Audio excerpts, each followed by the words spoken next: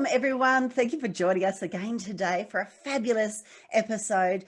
Joining us today is Dr. Karen Jones, who's just going by Karen Jones. Welcome, Karen. Hello. Thank you so much for letting me be here with you and all your peoples. It's wonderful. Oh, it is so lovely to have you here. I'm very, very excited to bring you to all of the people today because we're talking about, our topic is about the 3 hidden barriers that we women need to break to maximize our potential. So I'm going to read that again. The 3 hidden barriers that we women need to break to maximize our potential. So it's going to be quite interesting with what Dr. Karen Jones is bringing us today with her information. So let me just tell you a little bit more about her. So she is a retired obstetrician, gynecologist, physician, and an energy healer now, and a feminine embodiment mentor. So it's very interesting. We've had a really great conversation previously about her transitions in her professional life. And like a lot of us, we all go through transitions, and we've certainly been able to do quite a lot of that last year in 2020. So Karen, tell us a little bit more about your story, and then show us and tell us how that transition actually happened for you and why you're at where you're at now. I would love to share that. So picture this. I've been in practice in medicine for a number of years, married, 2 kids. My practice is going well. It's challenging. I get to, have wonderful partners, great colleagues. I'm teaching my medical students, having great interactions with my patients, very much a fulfilling career. And then what happened is I gradually began to feel unhappy inside, the whole fulfilling career, but feeling unfulfilled. And I have to tell you, that was really a painful thing to go through because I couldn't figure out what was wrong. It was sort of like, here I am, a smart woman, and I'm just getting more and more unhappy. What gives? And it moved into other parts of my life. I actually began to develop some insomnia, started having more trouble just coping with the regular stress of my job.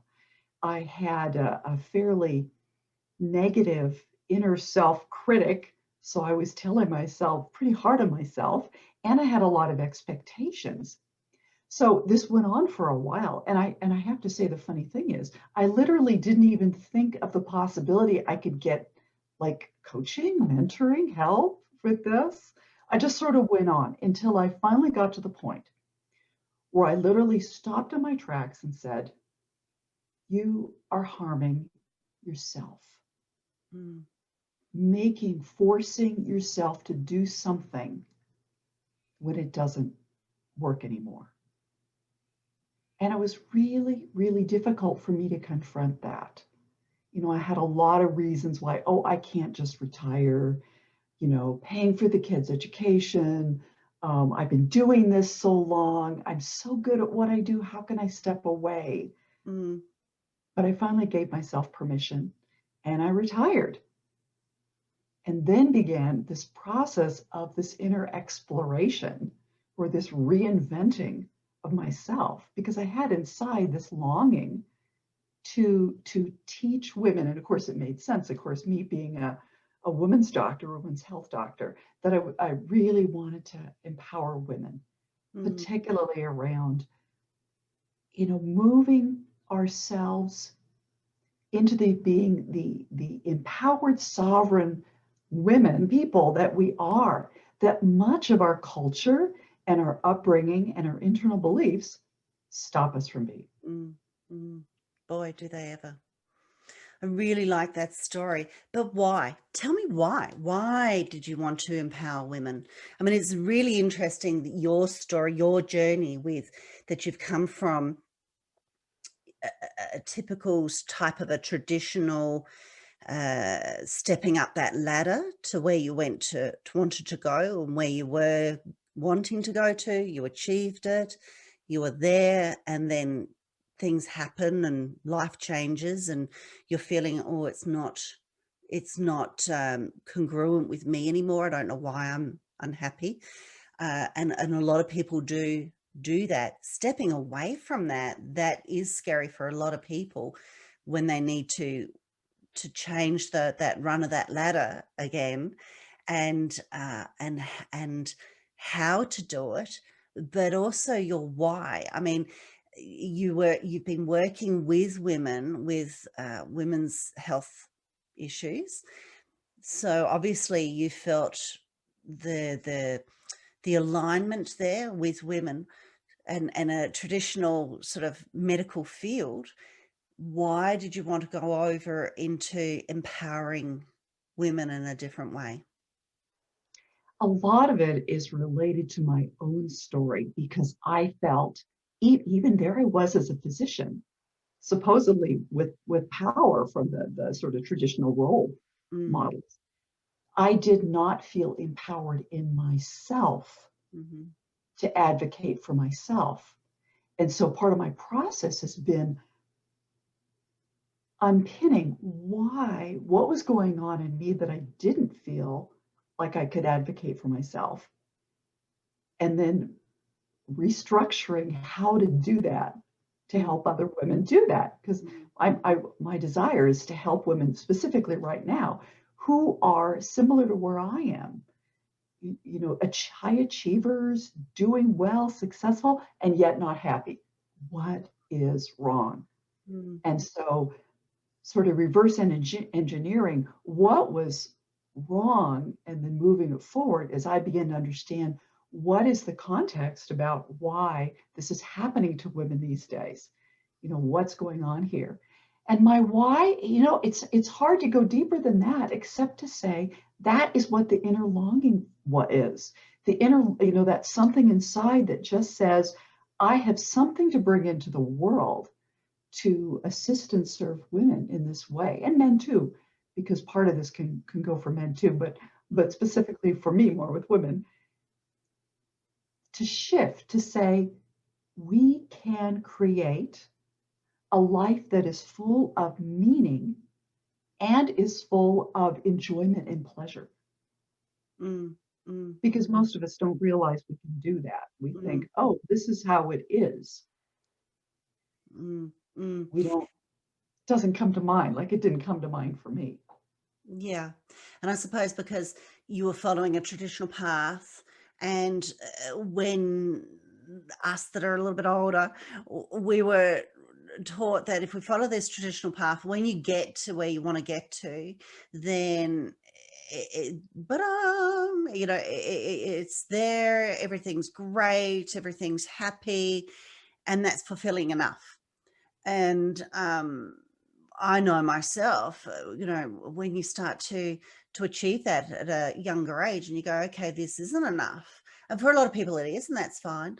But and a lot of people sort of start, like myself, sort of go, well, now what?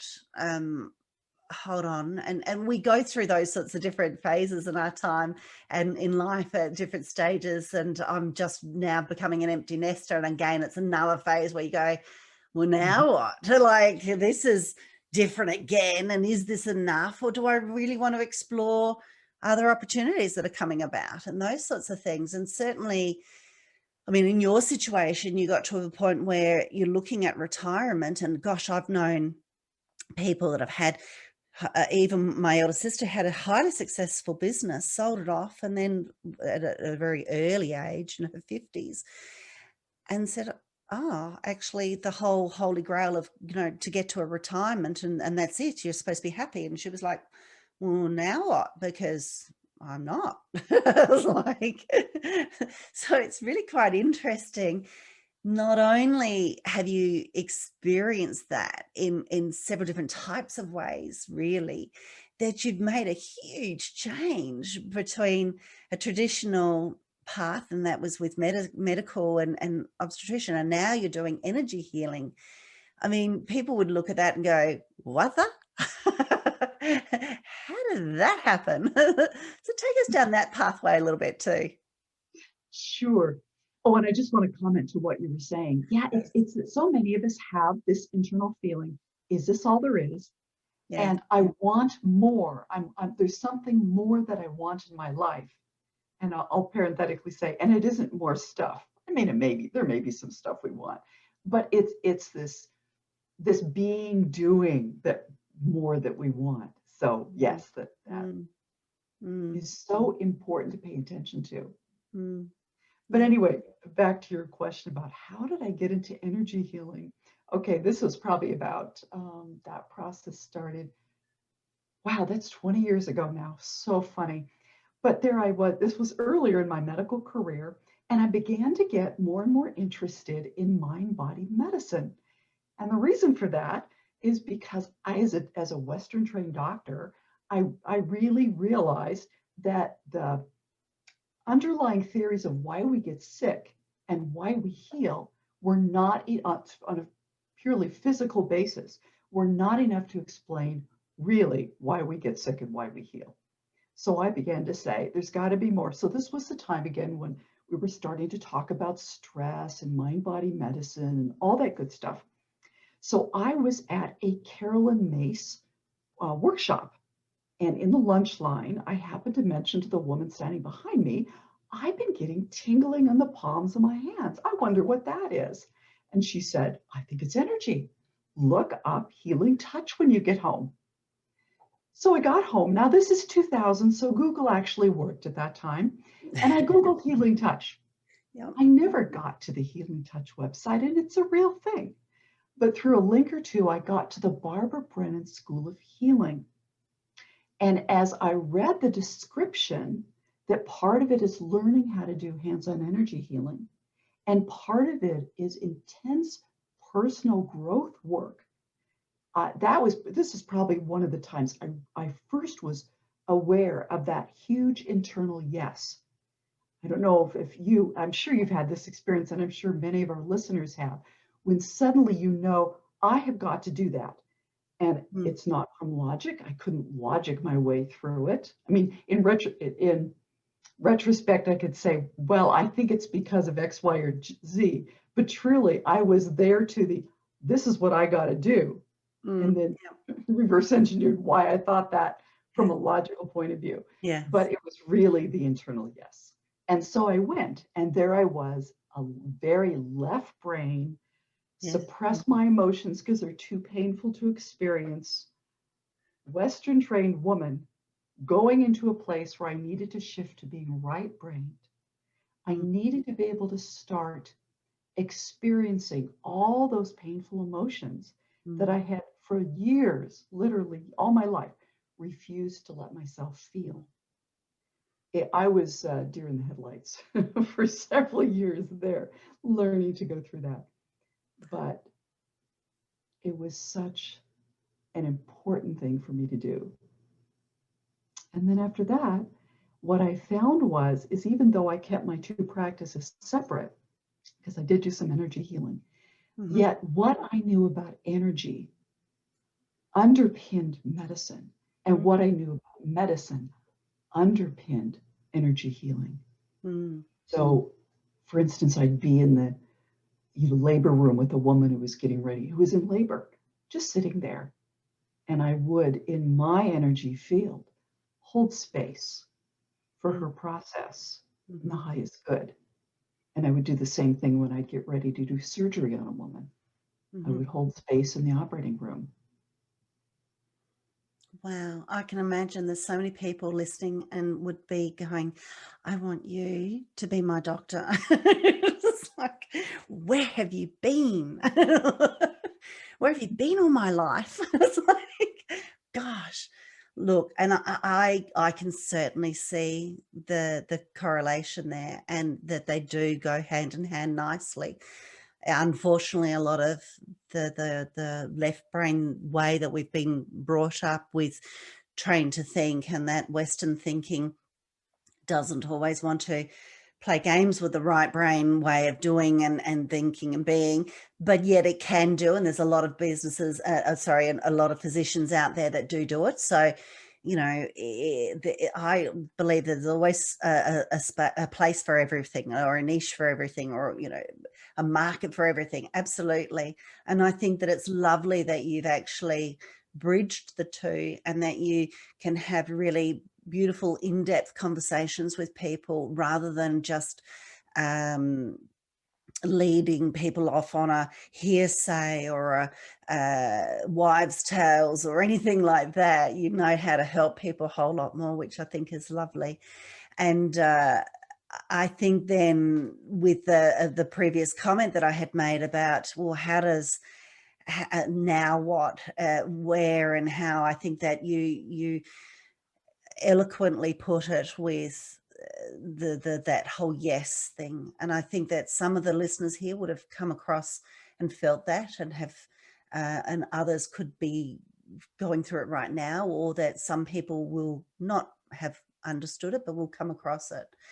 And this is the beautiful thing, that there are so many opportunities now out there with helping people to become a whole lot more empowered and to maximize our potentials, which is our topic.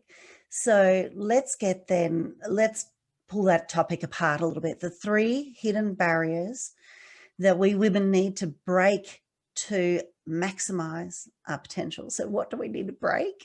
Yes, yes, our inner glass ceilings, our Mhm. inner barriers that are preventing us from being, the whole self-actualization, from being the best we can be, from being who we're here to be, or however you like to put that to yourself. Mm. So the 3 barriers are: number 1 is lack of self-worth.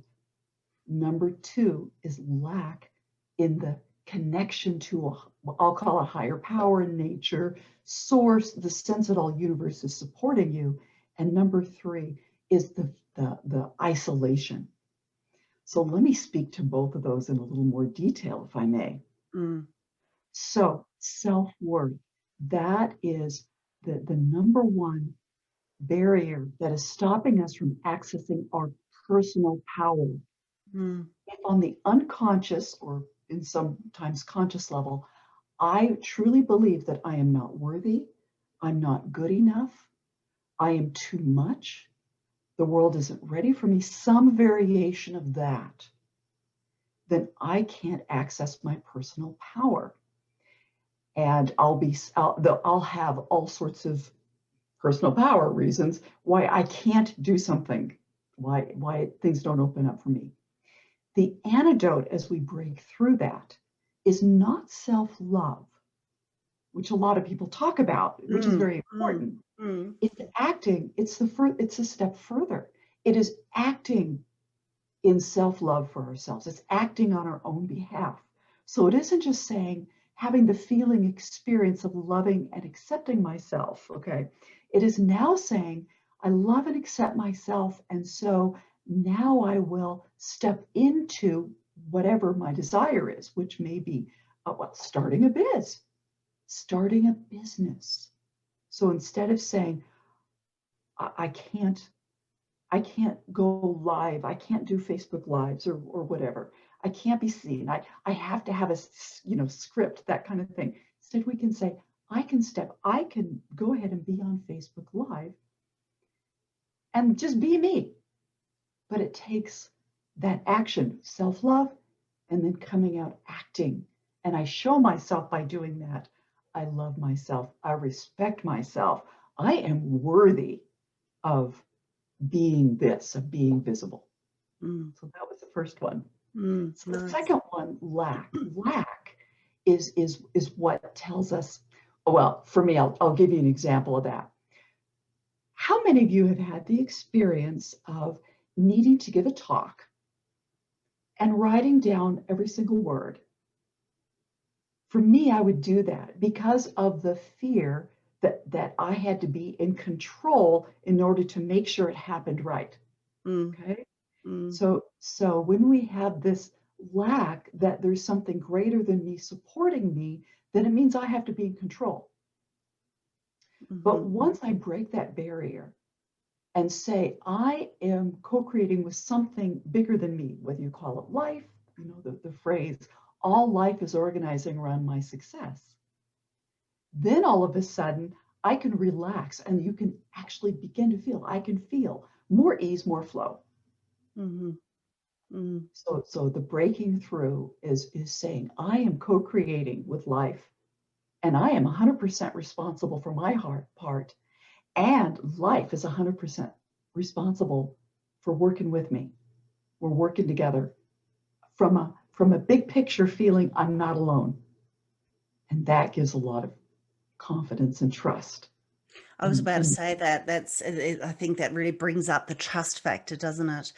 Um, I know so many people that I love your first one, absolutely. And I love how that you differentiate it slightly too, to the self-love. This second one, gosh, I see that so much, so much. And I suppose because I'm also a bit of that control freak too. So it is about the trust factor too, isn't it? And I suppose the trust in the flow, again, like you're saying, with that, the energy, the flow, just to trust in it. Yes, and part of that trust is trusting that my inner inspiration or intuition, whatever you want to call it, is actually part and parcel of this bigger thing, bigger than me, that's helping to support me. So then I can even more trust my intuition, my inspiration. The inspiration that says, go try this, say this, take that step. Do you know, and I know I'm probably spending a little bit of time on this one, but I suppose it's because it's a little bit relevant with what I've gone through just recently. There was someone who, and another energy healer, and we were talking about something, and I think obviously I was sort of saying, oh gosh, I'm a bit confused about this, this, and this. And she's said, well, what does your intuition say? And I said, well, you know what? I really have been struggling with that since the passing of my mother, which is now 2 years as of yesterday. It was really quite traumatic, and I had PTSD, post-traumatic stress disorder, PTSD. And it took me a little while to get through that. And I think that since I've not been able to really channel into intuition and I felt then that the whole trust thing, I've really built up something else now to not trust any of that gut instinct. And I've been relying on, all of the different thought processes as far as trying to strategize things out. And I've had to contribute recently a chapter towards the post-traumatic stress, the PTSD, and for someone else. And it brought up again, I thought I had just stepped out of it, and it brought it up again. I'm like, obviously it's still just a little bit there. I'm not quite out of the woods yet of it.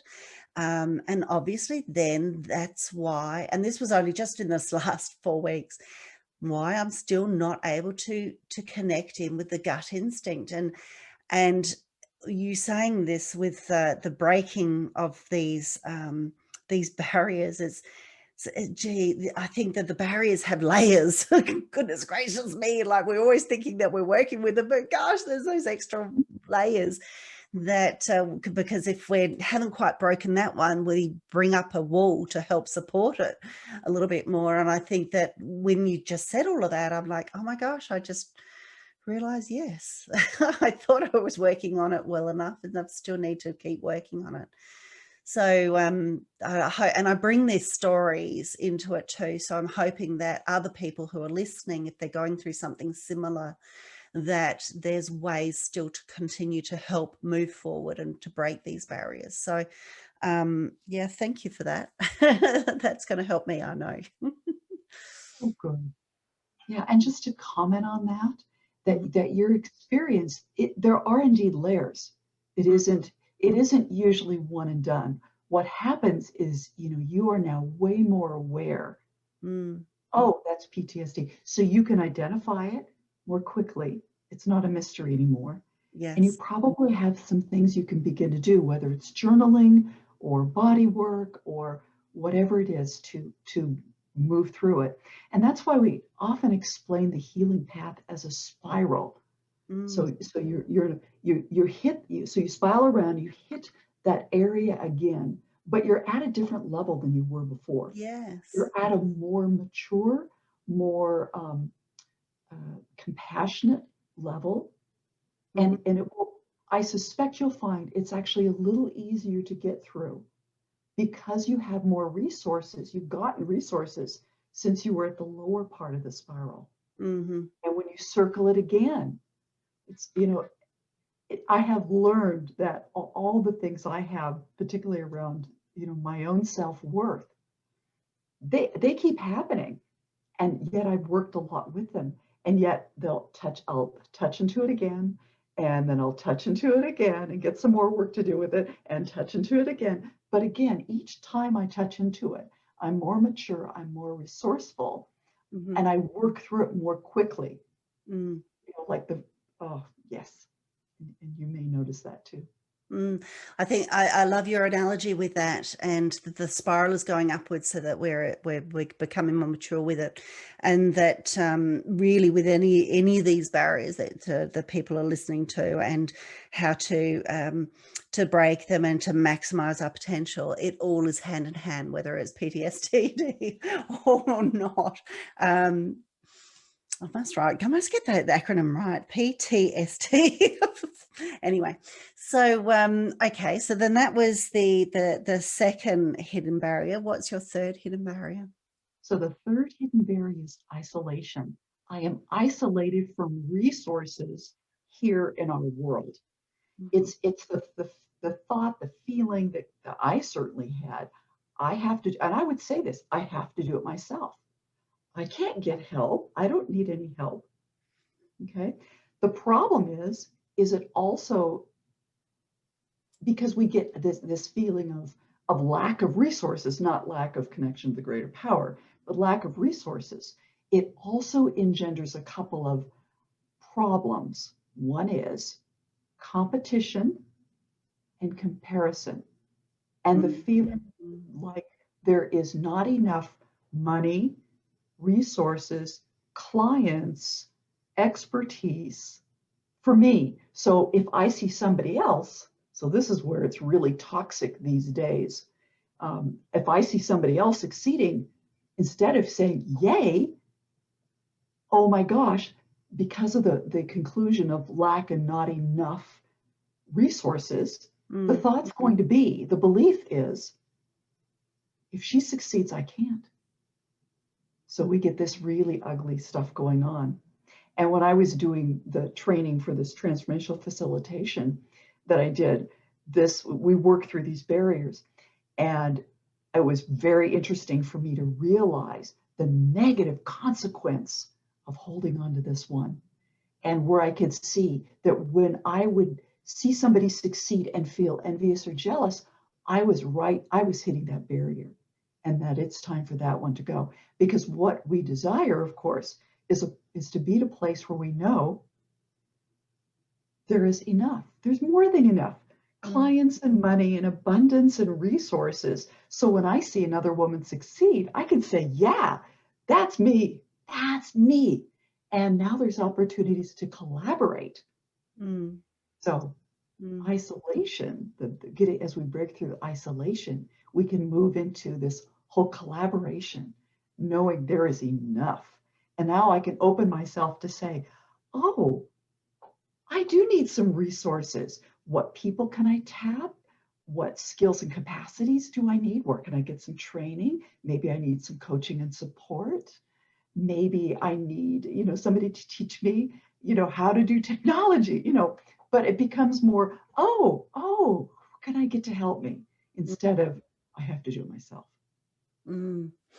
And yeah. Mm. There's quite a few, again, there's quite a few layers in that too, isn't it? As far as Oh, what is isolation? There's the self-isolations, there's the geographical isolation, but there's also, oh, I have to do it myself. So you are purposefully isolating yourself when, and what is driving that? Is it pride? Is it because you feel embarrassed, or that you want to do it yourself? So is that, there's that little bit of a self-saboteur in there, because you want to go through the various different stages that brings about, rather than asking and collaborating. Yeah. So what would be your take on that? Yes, I would first say there are layers. So when I was literally telling myself, I can do this. I'm a doctor. I'm a smart woman. I can do it all myself. Part of it was pride. So Mm, there was definitely a layer of pride there. mm, But even so, there's going to be those different layers. But there's going to be the deepest, I'll call in energetic terms, the deepest wound, which is going to be around there isn't enough for me. There's going to be a deep belief around that, and the pain of there's not enough for me. There's I'm on the outside looking in, that we then cover up with these other reasons, like mm, pride. I'm so smart, or yeah, there really isn't. There aren't enough resources. Somebody else needs it more than I do. mm, That mm, sort of. mm, That's what. So there's a lot of layers, but there's the deepest one. And like when I was doing a training yesterday with a corporate organization, and there was also a little bit of that, well, I could look stupid, and it's my responsibility to lead others and be in charge of others. I could end up looking stupid, sort of thing. That fear. And I was talking to them, well, it's how you position the question so that you can still be in a leadership position to say, well, I don't have this available. I need to have that. And how can you assist me in getting there? So I suppose, yeah, it is a lot of what you're saying. It's how you then look at it and reposition it. So one, how you talk about it with yourself, and two, your perspective. Right. I think for a lot of us, as we start becoming aware that this is a barrier that is Mm, really incredibly important for us to break through. For me, simply being aware, oh, I'm in this belief of lack of resources, and I'm stopping myself from getting the support I need to be the person I'm here to be. mm, This is crazy. Time to reframe. So mm. I'm more and more, I catch myself so I can do the opposite of what the inner part that says I'm isolated. And I'm saying, wait a minute, I have resources. So who can I reach out to? Mm. So it's deliberately going against those inner trainings, inner beliefs, and the actions I, that we take. I really like that. And well, how about people who haven't made it a habit to catch themselves out? What advice could you give them so that they can? There's the awareness, and then there's being deliberate, like you said. How can someone become a little bit more deliberate? What would be your advice for that? Well, of course, you said the main one, which is awareness. If we are not aware, we can't make any change. So the Mm, first thing is awareness. mm, And the second part, when I'm working with someone to actually work through some of these limiting beliefs, one of the things I like to do is have them say, okay, we found you have a belief around, whatever it is about isolation and lack of resources. What's your new power statement? Now, what are you going to say? Something around, I am receiving all the resources I need from and I'll combine 2 and 3 here, from the physical and non-physical realms. So something as simple as that, write it down, put it on your keyboard, stick it on your refrigerator, put it on the mirror. So you just read it every day and read it out loud and say, because that's what's going to start changing this old habit, because the way we think and feel about things is like a train track. Mm, or a rutted road. mm, Once we start, we keep on going. mm, Okay. There's not enough for me. There's not enough for me. So there's lack of resources. So why bother getting help? And I don't need help and blah, blah, blah. Okay. So we have to start jumping the train out of that rut, off that train track. And so we're going to have to do it over and over until we get into make a new rut that we're doing consciously. I have all that I need. I am fully supported from the physical and non-physical realms. Ah, now let's try that train on that track. Let's try that rut. mm, And so when we're doing the initial movement, that's going to take more effort. But once we put a certain amount of persistence in, then manifestation comes. We have to be aware and make the choice. mm. I love that. I love that. I love the visual that you've painted in my head. And I also do know that that it's also got, there's a lot of science behind that, as far as with the uh, Neurology, that's what our brain, our nerves are in our brain, yes. uh, wire together and fire together. Yes, I was thinking of that. It starts with an M, that covers the shaft of the dendrites, um, to be able to form a new habit.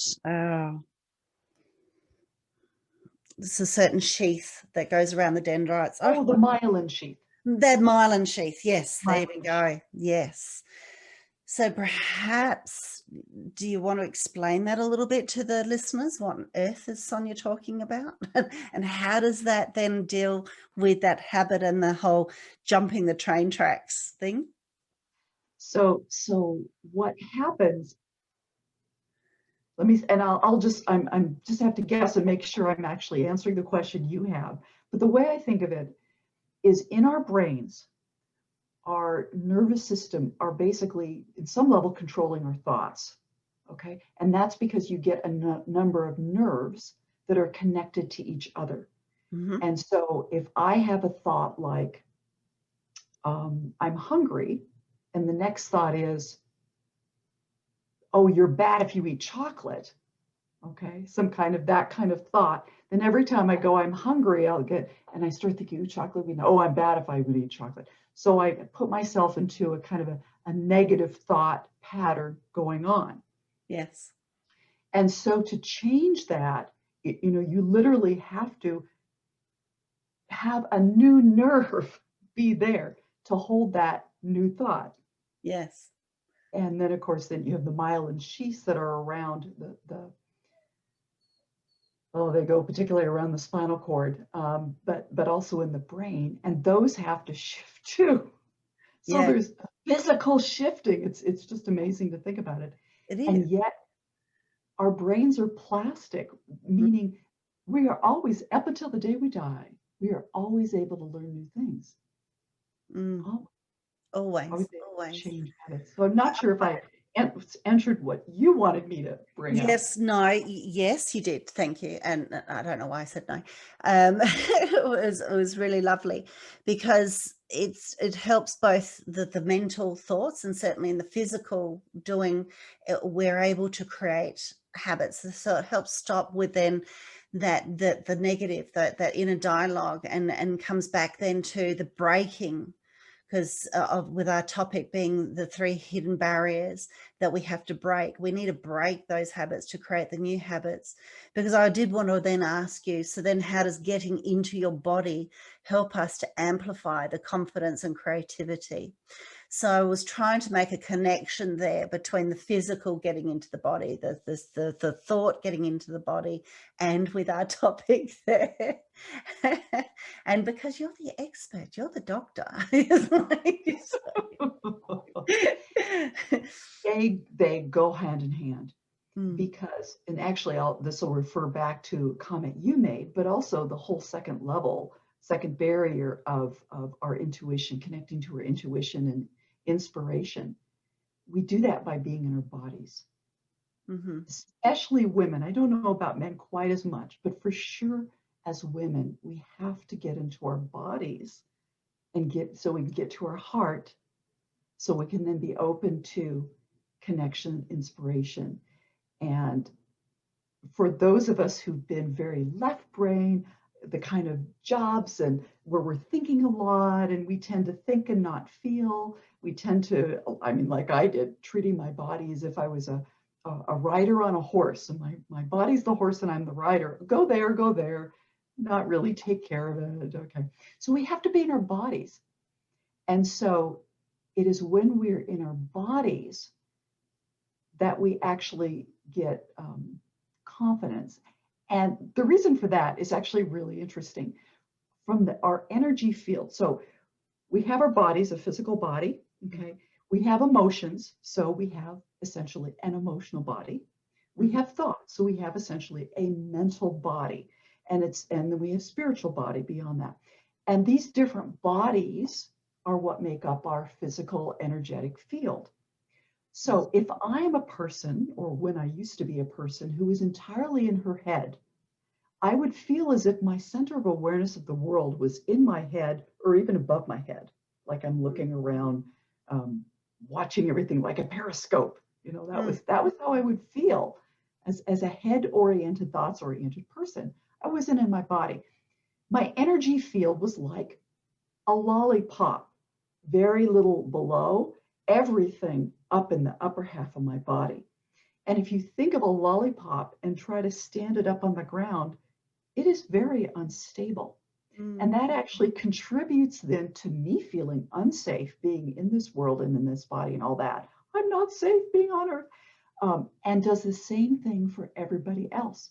So when I am in my body, and I can take people through a 3-minute practice if you wish, just to give you an experience of it. When I'm in my body, my energy field, my emotions, my mind, and my spiritual bodies are now more like an upside down, or more like a pyramid. Heavy down, less volume up high. And so that's going to contribute to me emotionally and mentally and physically feeling more safe. So, and when you're safe and you access your own power, then you are confident. And when you access your heart, and because you're in your body, so you can access your heart really well, then you're accessing your creativity. When you're out of fear and into curiosity, your higher brain functions opens up, and all of a sudden you can be creative. When we're afraid or angry or upset or in emotional pain, our access to our higher cortical functioning, to our upper lobes, is restricted. So can we think of anything productive, creative? Not very well. We're mostly in fight, flight, and freeze.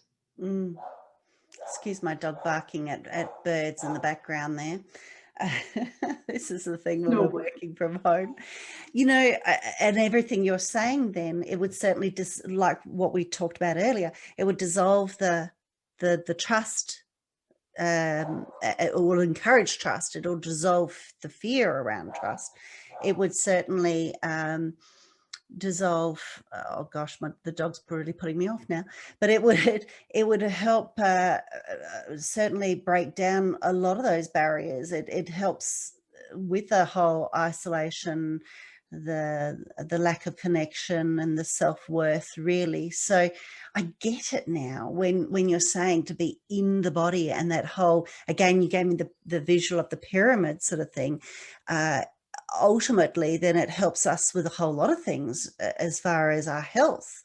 Because because straight away with the whole lollipop on, I was thinking, okay, is that why then, because I do a lot of that headspace energy stuff, is that why now I've widened a lot more in the middle part of my body physically, fat I'm talking about, and that I don't worry about it, or I don't think about it, and it just keeps expanding. And I know that there's a connection between gut health and mind health.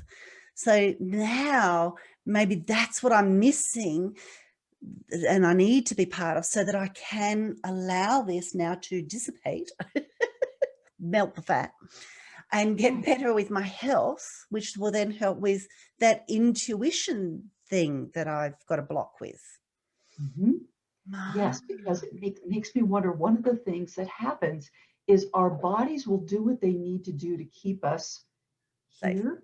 And so one of the things is putting on weight to hold, think of it, if you're mostly up at the top like a balloon, then Yes. if you add some weight, that's going to help hold you on earth in embodied state. Oh my lordy, lordy. But as you're in your body deeply, you can kind of reassure your body, hey, you don't need to do that. We're Yeah. here together. I am here in you. We are intertwined. Yes, we are. Yes.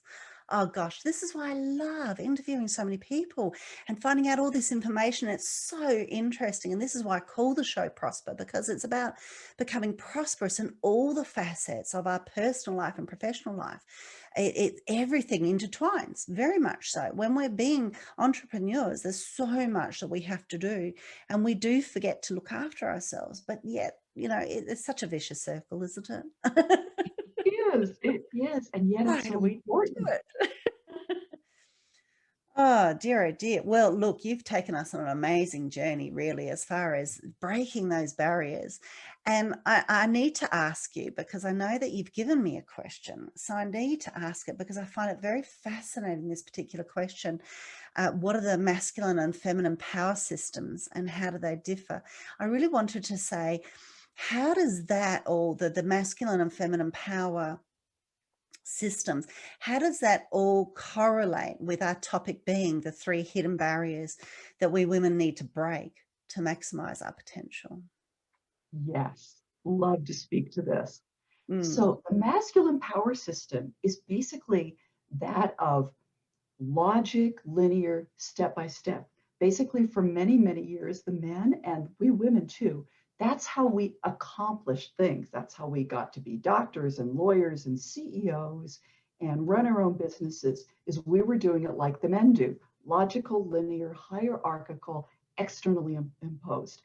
Great for building a house, great for strategy. If you're saying in your work, okay, what do I need? What are the steps I need to do to get my marketing on board? That's going to do it.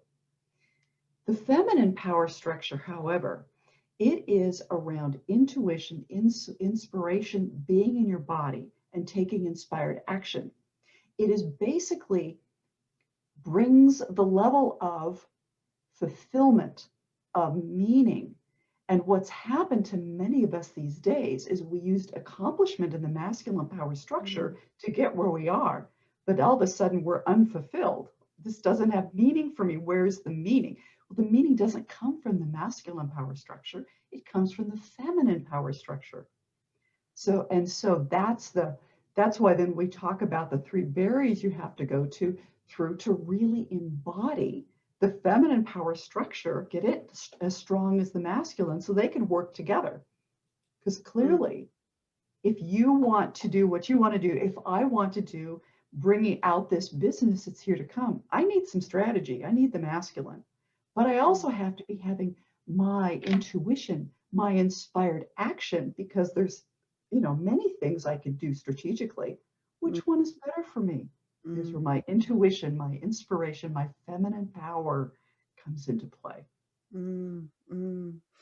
It is quite an amazing journey for us as female entrepreneurs, because we're always having to balance that masculine energy, be strategic, uh, to try to achieve objectives, to achieve goals, to achieve projects. Projects are being presented to us all the time. How do we know what's the right one to choose? We start to self-doubt our feminine power, which is sad because we know that that masculine power then is something that we can rely on because it's strategic and it's got processes and procedures. And so, and I'm very much that type of person. So I sort of look at then the whole female power and the intuition, all the rest. Is it, I suppose, I've sort of look and feel with it that I trust it enough? So I know that I have often dismissed it or have felt that, well, it's a bit fluffy and it's not going to give me an outcome. So I'm not going to go with that as much, even when I've known it. And then, oh my gosh, so many times backwards, you look back on life and you go, oh my gosh, I was right. Why didn't I trust myself? Why didn't I? It's like, so how do we get better at doing that? Practice. You were going to say that. It helps. I know. It's like anything. Yeah. We're used to using the masculine power structure, Yeah. and it's being clear. Well, how does this work? How do I work? And what is this other system? And how do I do it? So it's really the practicing being in our bodies, doing some sort of embodiment practice, and beginning to start with the small steps. Okay, I mean, like, what food do you want to eat? Make it really simple. Okay, go within. What food, what meal would I like to experience at dinner today? And then just see what comes up, either in words or feelings or sensation or nothing, because of course there are times when I don't care. And then start practicing with it and then do it. Or if you get an inspiration to call a particular person or to ask, or in an interview, ask a particular question. Just do it and see what happens with curiosity. Not with, oh my gosh, I got to get this right. With curiosity. I wonder what would happen if. Because the other thing about feminine power and inspiration is often we may have a sense of what our end game is going to be, but we have no idea what the intervening steps are. And the masculine power structure tells you what those steps are. They're blah, blah, blah, blah, blah, blah, blah. But maybe that's going to take you on totally the wrong direction. So we also have to begin to get used to, I may only see one or two steps. So now I got to trust that all life is organizing around my success. Take a step and see what happens. Which brings actually to a really good point. When we say all life is organizing around our success, then trust whatever step you take, whatever step it is, course correction will happen. If you're just like an airplane, jet flying, it's never directly the way it's supposed to go. It's always having to course correct. If you take a step, you can course correct. If you stay stuck and refuse to take a step, you cannot course correct. You must take an action. And even if it's in the wrong direction, you'll get information that moves you to the better direction. Oh gosh, I love that. I love that so much. So empowering. And I was also thinking, you know, a lot of this information though still helps with a lot of the male listeners here. And